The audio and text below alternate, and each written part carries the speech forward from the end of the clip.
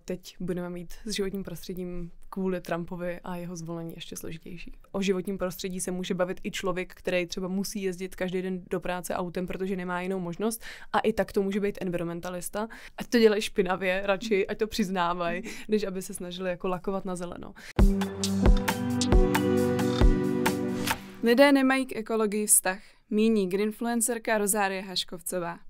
Svými videi se snaží v prvé řadě edukovat, pohybuje se ovšem i v politice, která je, jak sama vnímá, se životním prostředím úzce propojena.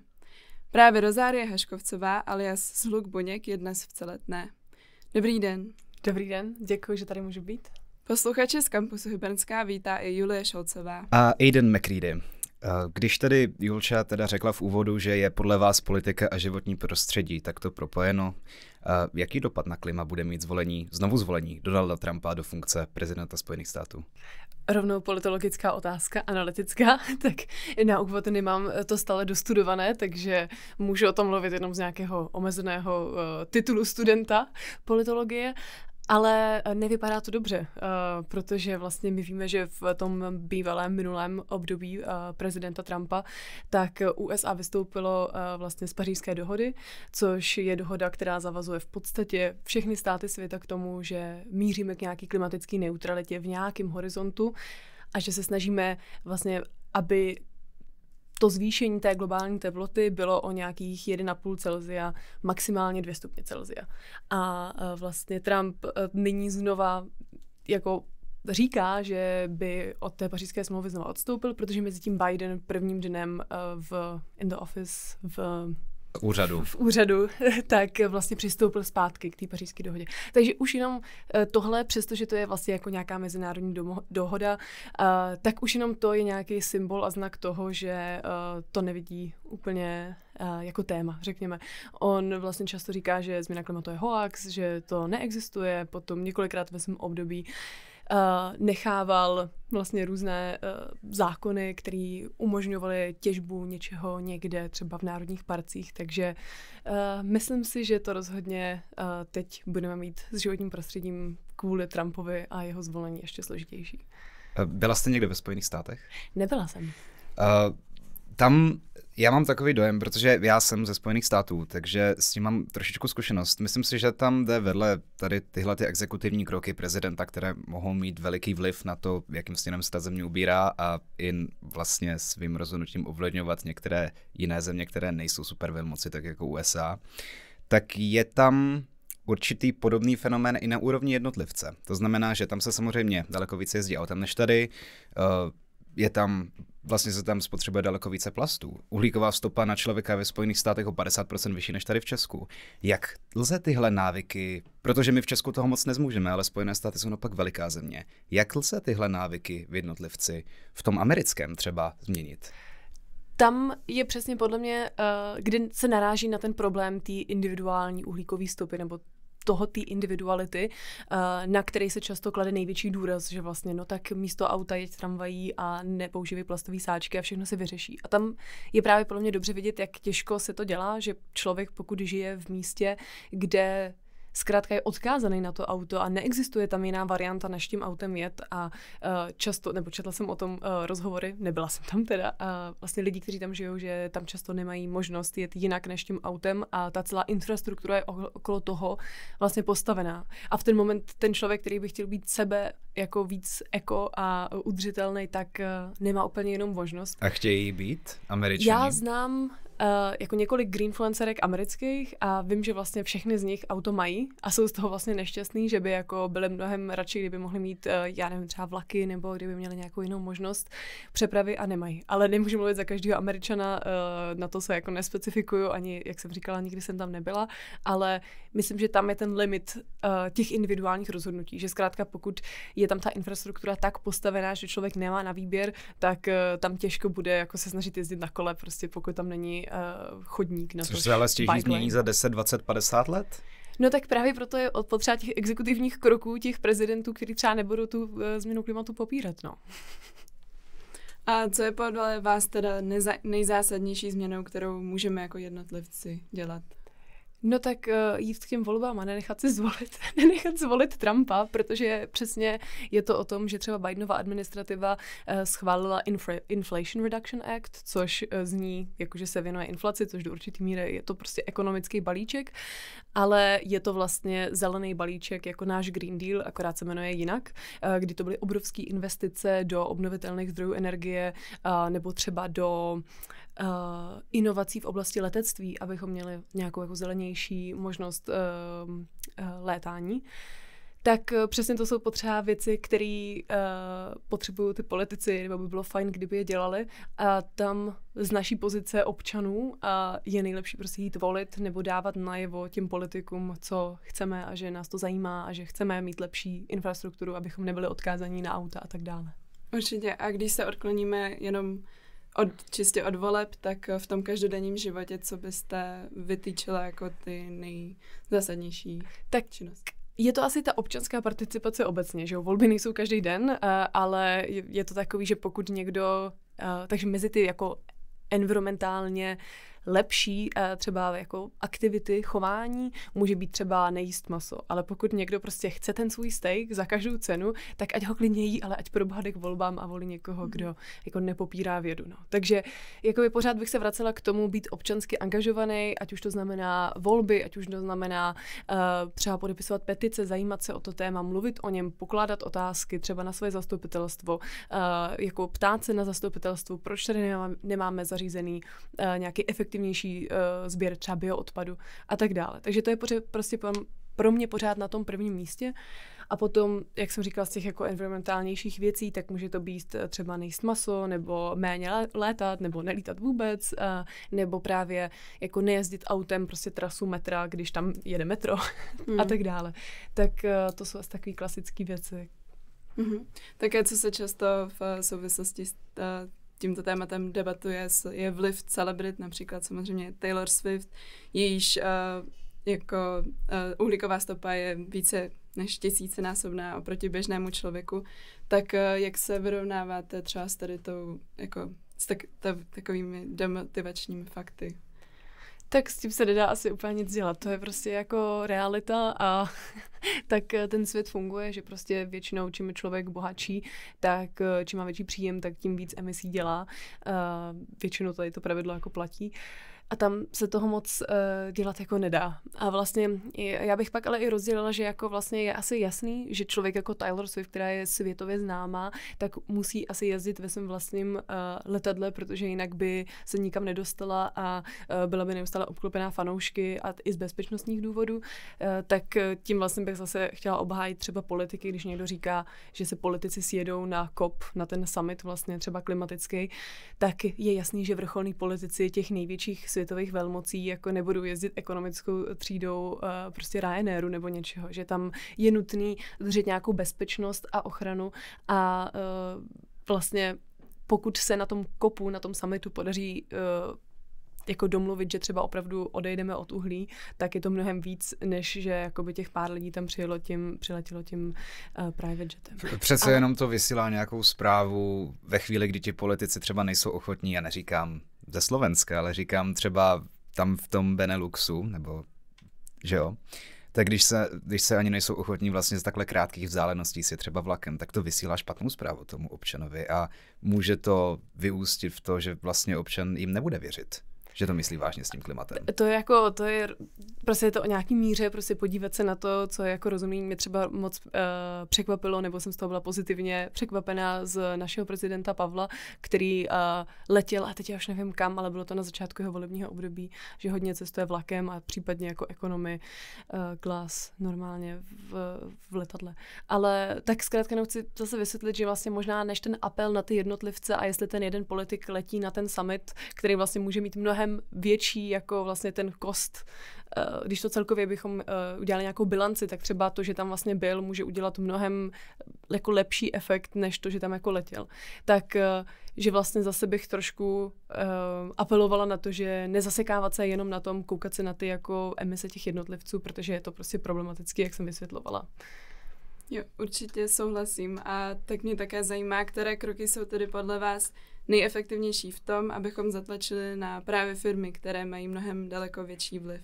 že například aktivisté z organizace Just Stop Oil vyvolali velkou kontroverzi tím, že vylili polévku na obrazy Van Gogha. Jedna z aktivistek dokonce za to šla do vězení. Tak mě zajímá, jak vnímáte souvislost tady v tom například propojení aktivismu a umění nebo podobných demonstrací. To je několik otázek do sebe, takže vlastně jako, co si myslím o tom, že takhle vandalizujou umění, aby upozornili na nějaký problém. Jestli to vnímáte jako efektivní, protože přece jenom jako velkou konverzaci to vyvolalo. Vnímám to jako dvojsečný, protože na jednu stranu pro spoustu lidí jasně dostane se to do médií, hodně lidí to vidí, ale spoustu lidí k tomu má potom jako negativní vztah, že si říká, ježiš, to jsou ty blázni, s tím nechci mít nic společného, to je hrozný. O to se vlastně radši ani nebudu zajímat a vlastně můžu to vidět jako, oni jsou iracionální, takže ta věda je iracionální a začnou věřit nějakým jako třeba konspiračním teoriím. Takže že to na lidi podle mě může mít jako negativní efekt. Na druhou stranu ale je prostě pravda, že oni k tomu tématu ty média a tu pozornost přilákají a lidi se najednou o tom baví.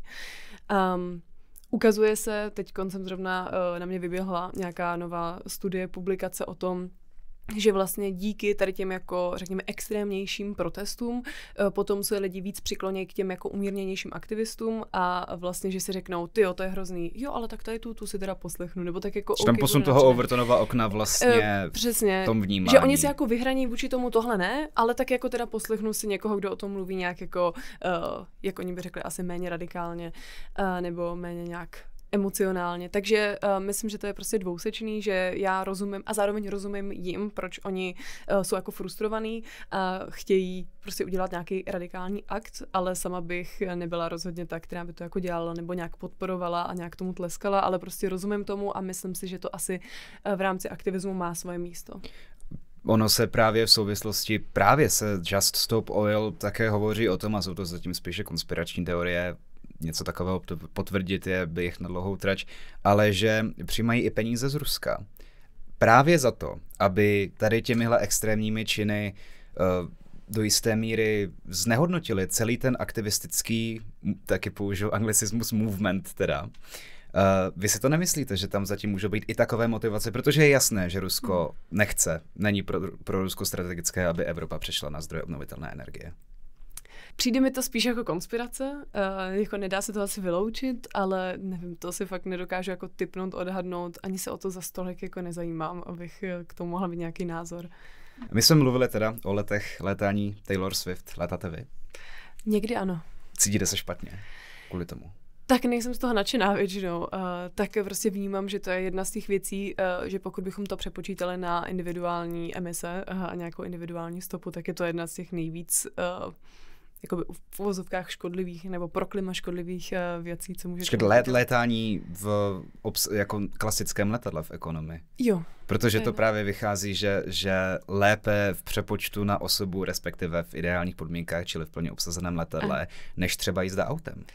Je jasný, že na některé vzdálenosti to tak jako může být, ale prostě úplně v obecném slova smyslu, pokud můžeme neletět, tak je to prostě lepší. Tak ono ty kratší vzdálenosti vycházejí hůř, protože nejvíc paliva se spotřebuje právě při vzletu a při přistání. Jo.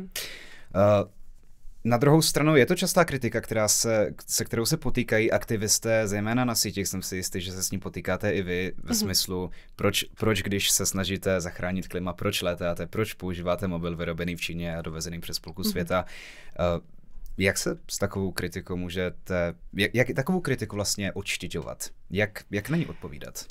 Tak já bych řekla, že do určitý míry ta kritika může být jako relevantní, že prostě pojďme se o tom bavit, ale na druhou stranu já bych vždycky zase řekla, že jako, hele, pojďme se spíš zaměřovat na ty věci jako z pohledu toho systému, prostě proč nemáme v Evropské unii funkční rychlovlaky a proč vždycky, když člověk jede na západ Evropy, tak se zasekne, protože v německý dráhy mají neustále nějaký problém, nějaký stávky nebo tam něco nefunguje. Tak jako já bych se spíš soustředila na tady ty věci a vlastně mi přijde, že tady ta kritika na tu individualitu zase jako a čím si jela tady a co si dělala tamhle, kdy vlastně ty lidi, když už na mě nemají co vytáhnout, tak našli někde fotku, kde držím papír a řekli, že jako držím papír, takže a proč jsem to jako nenapsala radši na tabuli, kde to smažu fixou. A že vlastně tady ty osobní útoky mně osobně přijdou, že přichází vždycky od lidí, kteří sami pro životní prostředí nedělají absolutně nic a vlastně jediný co, tak se snaží shodit jako snahy těch lidí, kteří se o něco snaží. Takže Rozumím do určitý míry té kritice a jako je to podle mě v pohodě se o tom bavit, ale zároveň prostě vždycky bych to brala tak jako hele, nikdo nemůže být dokonalej a tak já se to snažím hodně jako na těch sítích i říkat, že o životním prostředí se může bavit i člověk, který třeba musí jezdit každý den do práce autem, protože nemá jinou možnost a i tak to může být environmentalista a že spíš se potřebujeme prostě bavit o tom, proč jakoby funguje ta společnost tak, jak funguje a proč nefunguje jako jinak. Protože vy z toho vlivu jednotlivce vy sama máte přímo v bio na Instagramu, jsme s Julí vtipkovali, když jsme se připravili na ten rozhovor, že to vaše bio není moc bio, že používáte plastové sáčky. Ano. A to je teda...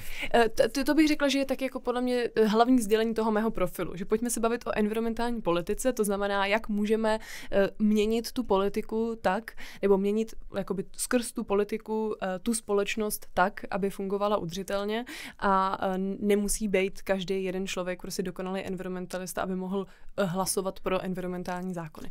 Ale já zase neříkám, že to úplně, jako já se snažím samozřejmě žít jako velmi udržitelně, takže ani nejsem ten typ člověk, který by říkal, hele, všechno je jedno, já se budu lítat prostě po světě 10krát ročně a na všechno kašlu a pojďme dělat systémovou změnu.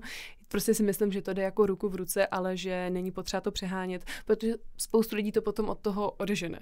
Že vlastně spoustu lidí by se zajímalo o životní prostředí, ale když jim řeknu, no a nikdy nenastoupíš do letadla, tak si řeknou, no tak to na tebe kašlu a nic a nezajímá mě. Tak se pojďme bavit o environmentální politice. Minimálně takové horké téma v Česku je zálohování PET lahví plánované od roku 2000, teď si nejsem jistý, jestli vlastně 2026, děkuju. Což předpokládám podporujete vy osobně. Spíše ano. Měla jsem o tom dlouhý diskuze a debaty a spoustu čtení a spíš se nakonec skláním k tomu, že to podpořím, že budu dělat video na podporu. Dobře. Co by byly argumenty, které by vás přesvědčily, nebo které jste slyšela, které byly přesvědčivé proti zálohování PET lahví? Asi nejvíc to, že my vlastně z toho kontejneru vydáváme jednu komoditu a pro mě ten argument pro, který vlastně potom převážil, je ten, že my můžeme vyndat a separovat zvlášť tady ty jako PET láhve, kdy PET, to je typ plastu, který se vlastně nejefektivněji a nejlíp recykluje a my z ní můžeme udělat novou PET láhev. Zatímco když se to hodí do toho kontejneru, tak my z toho nemůžeme udělat novou PET láhev, protože co kdyby náhodou tam bylo nějaký znečištění, spadlo do toho PVC, což je prostě nemůžeme si to dát s jídlem. Takže co kdyby se to znečistilo a vlastně z toho ty PET láhve, co jsou v žlutém kontejneru, už se nestanou znovu PET láhví. Takže proč mi to dává smysl je to, že tady máme to food safe, vlastně ten štítek food safe, že tím pádem my můžeme z tady té PET láhve udělat novou PET láhev, což je ideál té cirkularity, že máme vlastně nějaký closed loop systém, ze kterého už nevzniká odpad, kdy my vlastně budeme z toho neustále dělat PET láhev, PET láhev, PET láhev, PET láhev. Což nakonec u mě zvítězilo jako ten argument pro.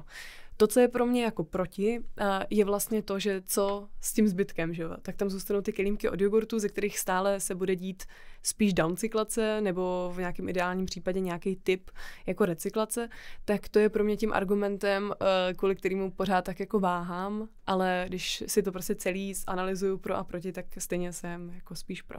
Ale jde mi tam teda o to, co s tím zbytkem, který zbyde v té žluté popelnici. Tak že s tím vlastně se bude dít to, co doteď a pořád to bude celkové a pořád to bude stavu. jako, zlepší se ten stav pro ty PET láhve, ale jako představovala bych si nějaký dlouhodobější vlastně plán toho, co pak budeme dělat, jako jak to následně budeme pořád zlepšovat. A to nemá ani Česko, ani Evropská unie plán, jak si poradit se zbytkem plastů. Tak nějaký plán tam je třeba, že vlastně se budou povinně, jako že vlastně z kolika procent musí být nějaká plastová věc vlastně z recyklovaného plastu, tak takový plány jako máme, ale zkrátka ne konkrétní. Nemyslíte si třeba, že tady ten projekt, to zavedení, řeknu, zálohování těch PET lahví, jestli to neodnesou náhodou ty chudší vrstvy tady v Česku v tom smyslu, že těch odběrných míst má být strašně málo. 11 000 oproti stávajícím 190 000 žlutých kontejnerů. To znamená, že budou muset jezdit dál s těmi lahvemi, pokud je budou chtít vracet nebo snést tu, jestli to mají být 3 nebo 5 korun zálohou na PET láhev. Češi patří k těm disciplinovanějším třídičům v Evropské unii. Nakonec je předpokládáno, že zavedením tohoto systému by se to zvýšilo teď o 10% bodů z 80% přibližně na 90% vybraných PET lahví. Ale vy vlastně mluvíte o tom, že to, co se s těmi PET lahvemi bude dít, bude lepší, než kdyby šly do plastu a bylo jich vytříděno stejné množství. Přesně tak. Vlastně já se teda nejsem jistá, že by bylo o tolik méně těch sběrných míst, protože to má být fakt, jako vlastně myslím si, že to máme pokryto velmi jako hustě po celé České republice, že to má být v každém menším vlastně obchodu nad nějakých metrů čtverečních, takže vlastně což ale spousta obcí nemá. No ale vlastně člověk stejně musí jít na nákup, že jo? Takže člověk, když půjde na nákup, tak stejně do toho supermarketu vlastně půjde a může tam ty láhve jako vrátit. Takže tohle si nemyslím, že by úplně byl problém, nebo to rozhodně nebyl jeden z problémů, na který bych jako nutně narazila, když jsem si pročítala veškerou jako kritiku, tak tady to mi nepřišlo jako ten větší. A teď ty jsi tam říkal ještě víc věcí, takže jsme se bavili ten o další sběru, problém byl taky to, že budou muset být lahve nesešlápnuté. Že musí být nesešlápnuté, ale tam ještě něco bylo, že že ještě jsem chtěla vlastně zareagovat na to, že říkáme, že jsme jako dobrý třídiči, že 80% PET lahví jako vytřídíme, ale vlastně když jsem potom se blíže o tom bavila s lidmi z INCIENu, Institut cirkulární ekonomiky, tak oni říkali, že těch 80% je takový jako odhad z nějakého vzorku, který vlastně je tak jako ta metoda toho výpočtu je taková spíš jako zvláštní a že to spíš bude jako 70, spíš jako 60. Takže vlastně nemáme přesné statistiky o tom, kolik přesně, toho v Česku takže to číslo vytřídíme. 80 je takový nějaký jakoby hezký odhad, který vychází z nějakého, jak říkám, pořád je to jako odhad, ale vlastně on jako expert na cirkularitu prostě si myslí z jejich vlastních jako dat a analýz, když to jako zkoumali. A to druhé číslo těch 90% předpokládaných vybraných PET lahví, to sedí. To by mělo sedět, to je ten cíl. Tak já bych se ráda zeptala ohledně greenwashingu, jelikož to je také velmi velký fenomén, problém. Jakým způsobem si spotřebitel může dávat větší pozor na greenwashing, tedy marketingovou politiku, taktiku, která se snaží předstírat, že některé produkty jsou ekologičtější, přestože často je opak pravdou?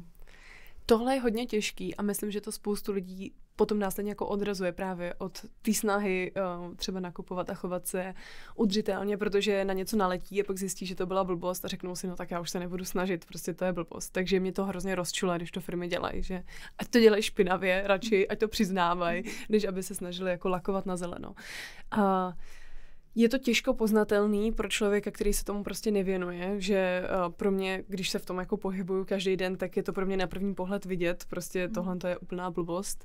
A já neumím dát dohromady nějaký soubor jasných pravidel, jak to jako poznat. Co je určitě greenwashing, je, když doslova ty firmy jenom vymění logo za zelený, nebo když vlastně jdou vyloženě po těch jako nějakých psychologických půdech, nebo vlastně takových jako jednodušších zkrátka jako behaviorálních nástrojích, kde oni jenom obarví obal na zeleno nebo prostě vymění, že zvenku to má papírový jako obal nebo takovouhle nějakou jako detail, kdy oni ani o sobě nemusí tvrdit, že jsou eko, ale jenom se tak snaží vypadat. Tak to je asi dost jednoduše, že prostě ať to tam je hezky napsaný, ale někdy firmy použijí věci jako, že jsou klimaticky neutrální a když se jako snažíte dohledat, co dělají k té klimatické neutralitě, jestli se nějak snaží třeba snižovat svoje vlastní emise provozní, nebo jestli mění nějakým způsobem výrobu nebo něco, tak často řeknou, no jako úplně ne, ale vysazujeme stromy.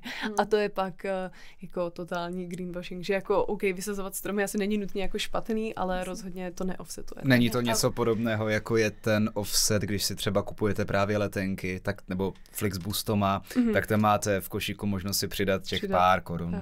Ano, já mám úplně takhle bizarní to, že já hrozně nemám ráda, když některé nejmenované vlakové společnosti rozdávají zadarmo ty malé plastové lahvičky automaticky každému a vlastně ten člověk to pak ani třeba nedopije a jenom to tam leží a prostě tak se to úplně nesnáším. A já vždycky je označuju a vždycky píšu na Instagram, píšu jim maily, do feedbacku jim to vždycky píšu, že mi to vadí, ať to nedělají a oni mi vždycky napíšou, že to je super, že se staráte o svoji environmentální stopu, tak můžete si tady u nás zaplatit 25 korun a vysedíme za vás strom. A to je takový jako, ale jako by ta plastová lahvička už nezmizí z tohohle světa. Tahle plastová lahvička už tady jako zůstane a že vysadím strom a vůbec nic jako neudělá. A kromě tady toho případu máte nějaký konkrétní případ toho greenwashingu jako produktu v hlavě, který vás opravdu jako rozčílil v poslední době třeba? Rozčílil. Ty mám ještě jednu vtipnou, ale jako rozčílil. Já se moc nerozčiluju už nad těma věcma, já jsem hrozný cynik.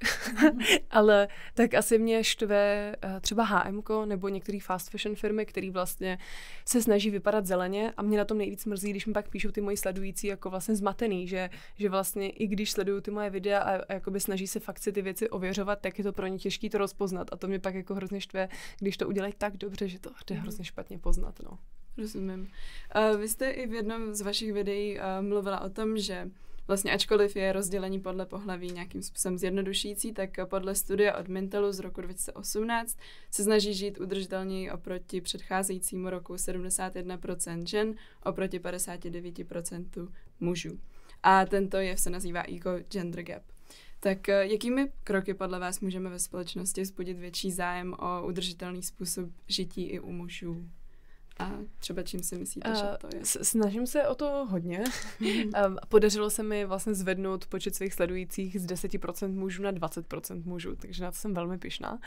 A určitě potřebujeme muže v té debatě a mě zatím jako baví vlastně se třeba svých kamarádů na to ptát. Protože máme muže v té debatě, jenom většinou jsou na špatné straně barikády.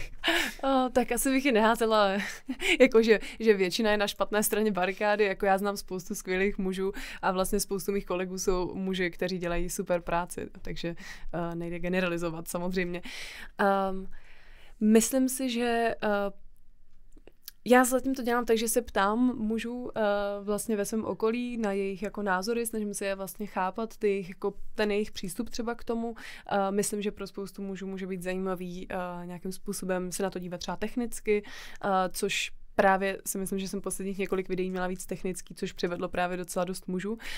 Tak ale zase nechci vlastně generalizovat, že muži jsou pouze techničtí a zajímá je pouze technická témata, to by taky prostě bylo zjednodušující. Takže jako jednoduše nevím. Snažím se zatím to spíš tak jako monitorovat, ptát se lidí, ptát se těch mužů na jejich jako názor, jak na to nahlíží. Jo. A také se z více zdrojů ukazuje, že výrobci ekologičtějších produktů častěji cílí na ženy. Čím si myslíte, že to je? No tak oni to vědí, že ženy jsou možná takový v tom, že vlastně třeba jsou možná ochotnější si připlatit za nějaký ten produkt a tím pádem jim to jako marketujou, že jako obecně více nakupujou ženy, většinou třeba do domácnosti a bývá to teda daný tím, že oni vědí, že prostě častěji tu domácnost zařizuje ta žena a tím pádem, když budou na těch poličkách marketovat nějaký jako produkty a když je udělají jako víc eko, tak ta žena spíš jako po nich sáhne, protože ví právě třeba z tady toho průzkumu, že ženy se o to téma jako zajímají o něco víc. No. Ale je to určitě škoda, protože vlastně je to pak takový jako cyklus, že potom vlastně nějaký jako muži sledující mi pak píšou, hele, tak já bych si teda koupil třeba udržitelný oblečení na cvičení, kde si ho koupím? A teď jako značek z udržitelných jako pro muže značek jako moc není. Tak já si jako udělala jsem vlastně celou jednu sérii jako jenom pro muže, jako třeba různých značek, ale bylo to jako těžký dát dohromady. A musela jsem kvůli tomu kontaktovat jako asi 3 nebo 4 lidi jako z toho oboru, nebo kteří se pohybují v tom tématu. Ale pak je to přesně, že když nemají tu možnost, tak jako jak můžou to dělat. Takže zase to možná vrací k tomu, jako jak moc ten jednotlivec vlastně toho může.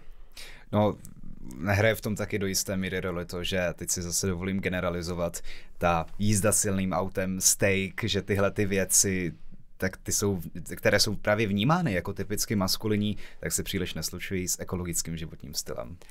Já jsem se to takhle jednou snažila vysvětlit v jednom článku a pak z toho vlastně byl vytažený tak tendenční titulek, který zní, jako kdybych nenáviděla muže, že už vlastně tak k tomu tématu spíš nechci nic říkat, že může to tak být do nějaké míry, ale myslím, že spíš je fajn zkrátka podporovat muže v tom vlastně, jako pojďme se o tom bavit jakkoliv chcete, takže já bych se u toho díle nezastavovala. My bychom asi nevytáhli, ale chápu. Děkuju a důvěřuju vám v tom, ale prostě rozhodně bych nechtěla, aby to vlastně vyznělo jakkoliv tak, že jako útočím na muže a že o nich říkám, že jsou nějaký hrozný, že prostě nejsou ekologický, ale zkrátka někdy tam takovéhle tendence můžou být. Jo, já jsem se ještě k tomu nakupování také chtěla zeptat, jelikož méně je více, si myslím já osobně, tak jak není někdy problematické taky neustále jako podporovat lidi v tom, aby nakupovali sice možná udržitelnější věci, ale jako jak v tom rozlišujete, aby třeba váš sledující si neměl hnedka v sobě jako vyvolený pocit, že si musí jít koupit něco udržitelnějšího. Tak myslím, že hodně výrazně apeluju na to, že vlastně jako koupit si třeba ten kousek toho oblečení až potom, co člověk to fakt jako zváží. A vlastně tím, že třeba ty environmentální produkty udržitelné jsou často dražší, tak vlastně to člověka i tak k tomu jako nutí, že vlastně člověk se fakt nad tím zamyslí, 3krát si to rozmyslí, jestli si to chce doopravdy koupit a pak si nekoupí jen tak nějakou blbost, tak koupí si to jednou za čas třeba. No. Takže jakoby určitě to je prvním krokem, zamyslet se nad tím, jako opravdu to chci. A nemusí to být daný jenom tou cenou, protože potom v sekáči může stát oblečení 10 korun za kus a moje ségra měla takový období, kdy nakupovala second handu tak moc, že jsme se nevešli za chvíli do skříní. Takže teoreticky to bylo udržitelné, protože to bylo cirkulární, ale vlastně to množství už moc udržitelné nebylo. Takže i v rámci udržitelnosti je potřeba prostě apelovat na to, že hele, jako všeho jako s mírou. My jsme se zmiňovali o plánech Evropské unie a to, jak se přilévají do Česka v souvislosti s tím zálohováním PET lahví. Je tam ta jakási větší věc, větší vize, která se jmenuje Green Deal, která je mezi určitými lidmi hrozně nepopulární. A velkou součástí toho je poměrně logicky přechod na obnovitelné zdroje energie. Mě v téhle souvislosti u vás zajímá, já vím, že byste na to dělala video, my jsme se na to video dívali, mě zajímá jádro, které ač teda není obnovitelné, což otázka je, jestli obnovitelnost, neobnovitelnost v souvislosti s jádrem není jenom taková berlička, je velice nízkoemisní. Podle některých dat, a já tady mám na to 2 grafy, které jsou, nebo respektive já mám jeden svůj a jeden váš. Takže mám svá data a mám vaše data. Kdy se ukazuje teda, že podle některých těchto dat, podle tady toho grafu, je jádro ještě méně emisní než solár, nepatrně než větrná energie. Vy považujete jadernou energii za součást toho budoucího udržitelného energetického mixu? No, my to asi nemáme úplně jak jinak udělat. Vlastně my máme, když se podíváme na různé ty koncepce, které máme napočítaný vlastně, jak by měl vypadat náš energetický mix, tak máme vždycky součástí toho jako nutně jádro. Možná existuje nějaká jako teoretická možnost, jak bychom to mohli udělat bez jádra, ale myslím, že vlastně... Existuje země, kde už to udělali. Tou zemí je Německo, kde nedávno vypnuli poslední jadernou elektrárnu. A tam jsou velmi protijaderní, ano. A mezi lety 2021 a 2022 se jim zvýšil podíl uhlí na tom jejich energetickém mixu v Německu. Na druhou stranu, tam je na tom případě Německa právě zajímavé to, že tam proti tomu obzvláště silně vystupovali němečtí zelení, strana zelených. V Česku proti jádru jsou výrazně Greenpeace a to jsou obě tedy ekologické proklimatické organizace. Čím si myslíte, že to je?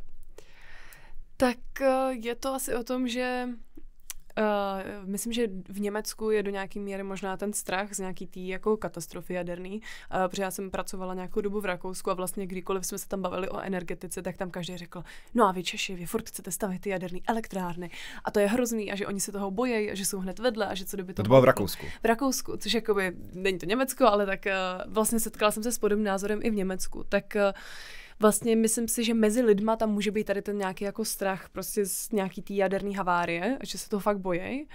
A potom... Což by ale neměl být v případě Greenpeace českého jasně, a v případě jasně, německých politiků. Tak je tam asi ten argument toho, ale já nevím, proč Greenpeace přesně jsou proti jako jádru, dokázala bych asi taky najít nějaký jako argumenty proti, ale z toho, co znám, tak je tam vlastně, jde tam o to, že to zkrátka není obnovitelný zdroj, že zatímco vítr se bude, jakoby nemůžeme vyčerpat vítr, nemůžeme vyčerpat slunce, tak tam jde o to, že vlastně k tomu, aby probíhala ta prostě jaderná fúze, tak musíme vytěžit nutně ten uran, který se potom musí zpracovat. Teď já nevím, jak se říká tomu procesu, ale je štěpení?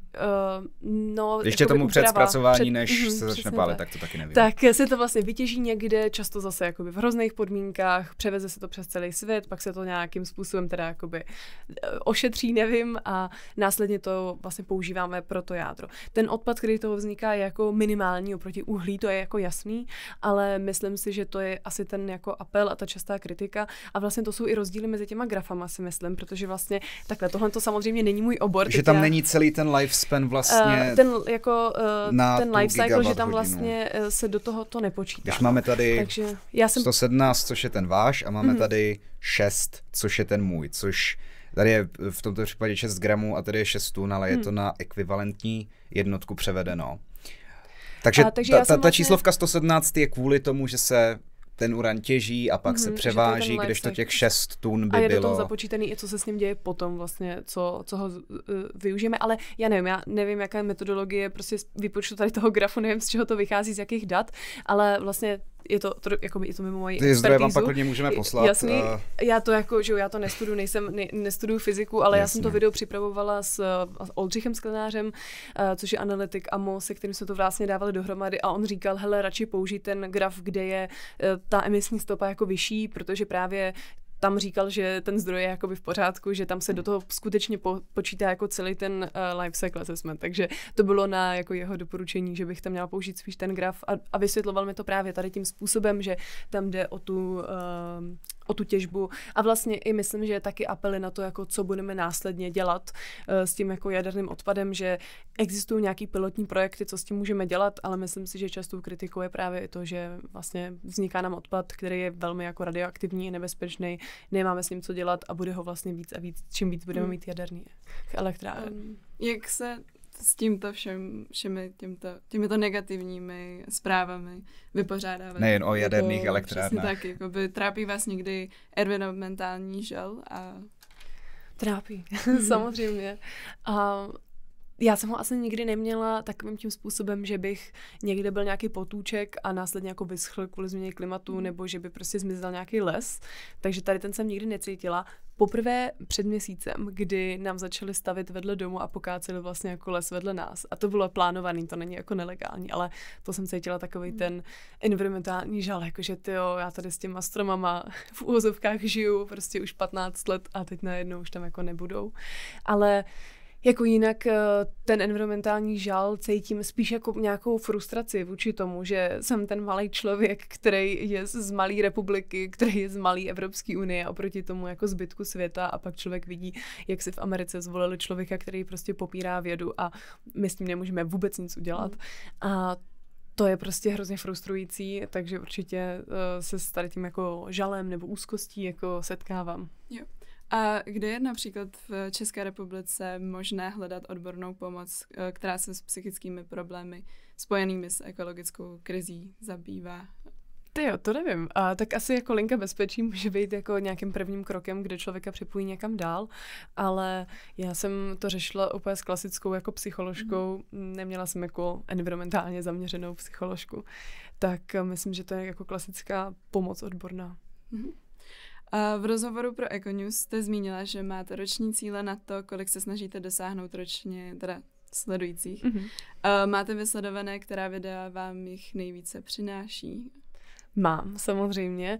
Jsou to hlavně videa jako z mýho života, což mě vlastně hrozně dráží vnitřně, že já bych se chtěla bavit přesně o té politice, o té energetice a pak udělám video o energetice, strašně moc času nad tím strávím, hrozně moc se v tom piplám a chci to udělat jako dokonale a pak to má jako 250 000 zhlédnutí a pak udělám video, kde říkám, hele, doma nepoužívám plastový prkínko, ale dřevěný, protože si nekrájím mikroplasty, to si každý pamatuje, protože si nekrájím mikroplasty jako do salátu a to má prostě přes 1 000 000 zhlédnutí. Tak já se samozřejmě vážím každého zhlédnutí, i těch 250 000 je dost, ale vlastně je tam ten nepoměr toho, že vlastně ty lidi baví sledovat a dává to smysl, že je vlastně baví sledovat, tak co můžu teda já zlepšit jako u sebe doma, protože na to přesně jako mám tu kapacitu a energii, že jo, ale když jako říkám o tom, hele, energetický mix, 40% je uhlí, bylo by fajn, kdybychom přešli na jiný zdroj a pak vysvětluju různý ty jiný zdroje, tak člověk tam cítí nějakým způsobem jako jako zajímavý, ale co já s tím udělám, že jo. Takže jako do nějaký míry je to logický, ale já bych byla radši, kdybych měla víc zhlédnutí u těch politických nebo u těch jako nějakým způsobem odborných videí. A která témata na vašem profilu vzbuzují největší diskuze? Elektroauta, vždycky elektroauta. A já, pozor, jsem nikdy neudělala video o elektroautech, ale vlastně často lidi vnímají prostě lidi, kteří dělají životní prostředí v nějaký jako jedné skupině, že přesně jakoby, aha, ty se zajímáš o životní prostředí, takže chceš pro elektroauta, chceš zavřít všechny jaderné elektrárny a už tam prostě jedou nějaký jako vzorce, který člověk má pocit, že jako nutně platěj, takže vlastně já ani nemluvím o elektroautech, ale vždycky jsem tam pod nějakým videem. Jako a budete někdy mluvit o elektroautech? No, moc se mi do toho jako nechce. Protože právě vím, jak moc je to jako výbušný a jak vlastně každý druhý Čech je pomalu odborník na elektrotechniku a elektroauta. Tak se mi do toho moc nechce. Ale jako zpracovávám to, mám toho hodně načtenýho, ale prostě vnímám, jak je to jako složitý a hlavně citlivý a tím pádem jako jak to nějak citlivě vlastně jako podat. Teď já mám ten jako limit 90 sekund, že jo. Jakmile to člověk rozdělí na 2 videa, tak se vždycky lidi podívají jenom na to jedno a už to druhý je nezajímá. Takže spíš to vidím tak, že třeba jedno nějaký YouTube video, no. Vy jste i v jednom rozhovoru vlastně zmiňovala, že svá videa dáváte nejprve zhlédnout například vaší sestře nebo i babičce, jestli tomu rozumí. Tak jak vás to inspirovalo k tomu, nebo jak tuhle taktiku používáte ji teda pořád?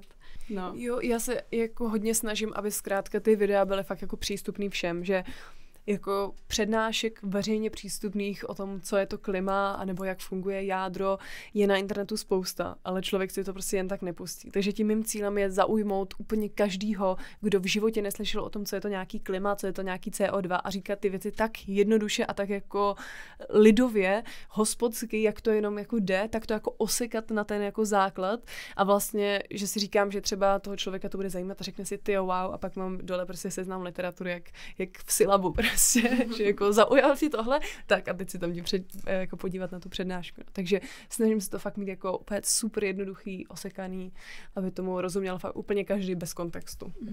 A určitě se u vás na profilu objevují i nepříjemné a nehezké komentáře. Jak se s nimi vyrovnáváte, nebo jaké rady máte k tomu, aby si lidé podobní jako vy je třeba nebrali tolik k srdci? No, tak ono to asi nejde úplně si brát k srdci, že vlastně nejhorší rada, kterou mi v tu chvíli, co jsem třeba se jako byla z toho hodně špatná, mohl dát, jako že to neřeš, to jsou jenom lidi v komentářích, protože jako člověk to tak nebere, ten náš mozek takhle nefunguje prostě.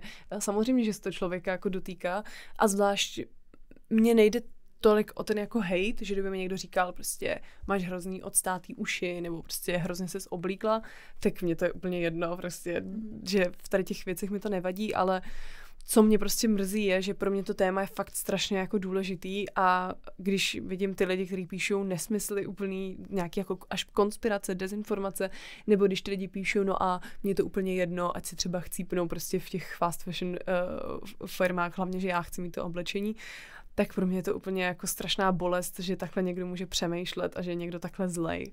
Takže to mě nejvíc bolí.